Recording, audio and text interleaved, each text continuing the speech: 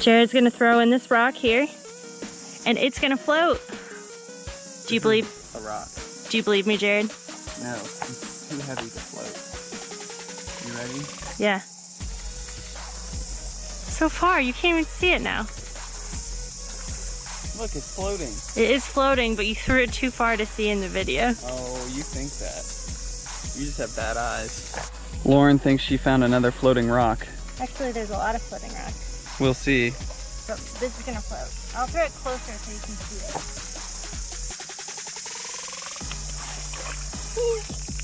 That's a floating rock. Science. Science. Got some more rocks here. I think they'll float, but they're really heavy, so we'll see.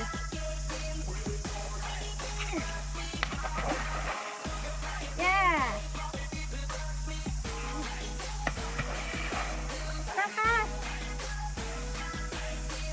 And They're floating. that's what we learned today. Yeah, it's sticking out of it. Mission accomplished. Here we are, just outside of town. You can see there's tons of geese on the lake here. Lauren's trying to do some field work. Why are we out here again, Lauren? Is it field work? Is it not field work? It's hard to tell.